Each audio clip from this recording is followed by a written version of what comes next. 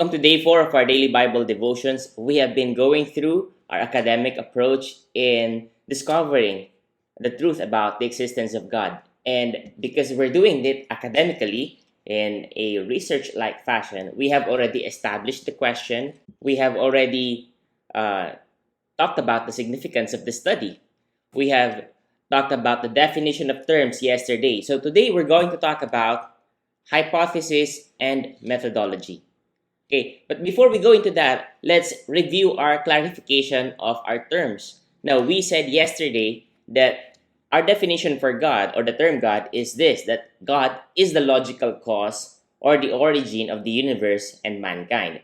That if we're going to consider anything, that this will be the definition that we will apply. So let's proceed to our hypothesis. In the definition of the term God that we're using, that leads us to this hypothesis that there is a logical cause or origin of the universe and mankind. Take note, our hypothesis is not that there is a God. Okay, we are not assuming that from the start. We are discovering that. But our hypothesis is that there is a logical cause or origin for the universe and mankind. This is a hypothesis because this is not yet fully established. We will go further into that, especially tomorrow, but more so in the coming weeks.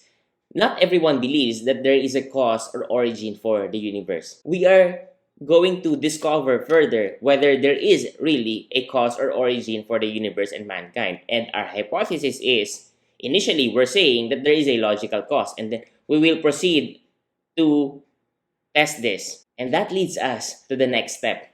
Okay, after we have established the hypothesis, where do we go next? We go to methodology.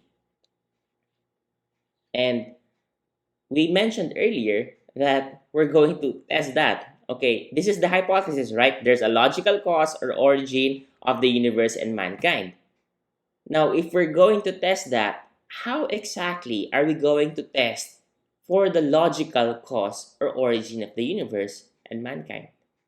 How do you test something that is logical? Okay, remember yesterday when we defined our terms, we talked about the definition for the word exist.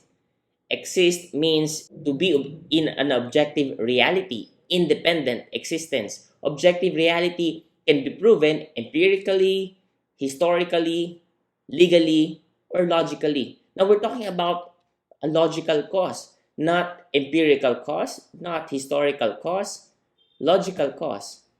So take note of this category. Why do we have to take note of this category? Because we don't want to commit this. We don't want to commit a category mistake. No, I learned this term from my philosophy professor back in college. He warned us about the category mistake. Category mistake is testing something using a different category from the thing that you are testing. What does that mean? Music, for example, you want to test. You want to test music. You can't taste music, but you can hear it. Okay? It belongs to a different category. If you say that this music tastes bad, you know that's figurative because you can't actually taste music. You can only hear it.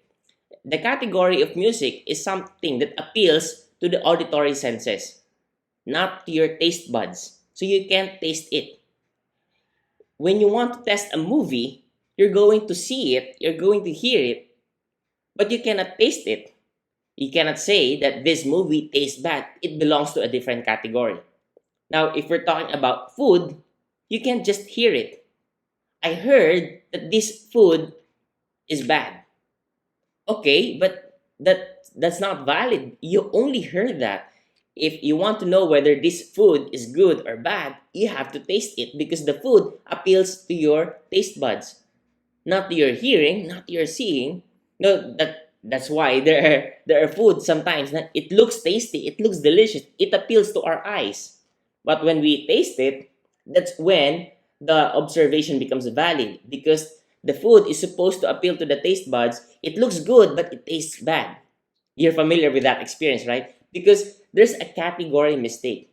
From the first sight, we judge it, we evaluate it, but that evaluation is invalid because we're supposed to evaluate it using our taste buds, not our eyes. Okay, so mind the differences in the category. We can't apply a test that will be invalid because it does not fit to the category of the object we're testing. I hope I'm not going too fast. If I am, just review this video because you have to make sure you're doing this in everything this applies. Okay? Not just about God's existence, it's about everything. It has to be the right kind of test or evaluation for the thing that you're going to test. And we mentioned earlier that we're talking about the logical cause for the existence of God. So how do you test that? Can you do experiments? Of course not. You cannot experiment on something that cannot be replicated. How do you experiment on the origin of the universe? Even scientists cannot do that. That's why they have the Big Bang Theory. But scientists know that they cannot approach that experimentally. So their approach is also logical. They came up with a theory to explain the origin of the universe, Big Bang Theory. But it's not experimental because you cannot test that empirically. First, you cannot replicate it. You can only experiment on things that you can replicate. Now, if you cannot replicate them, then there's your limit. You cannot experiment on that. That's the limit of science. See, not everything is measurable. So we cannot approach this that if God exists, then therefore I have to see him. If God exists, I have to hear him. Well, some people claim that they hear God, but how can we be sure? Our definition is a logical cause.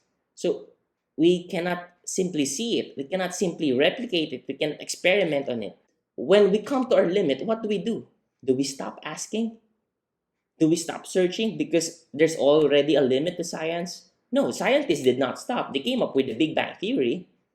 It appeals to logic, so therefore, let's use logic. We shouldn't stop. There's this favorite saying of mine.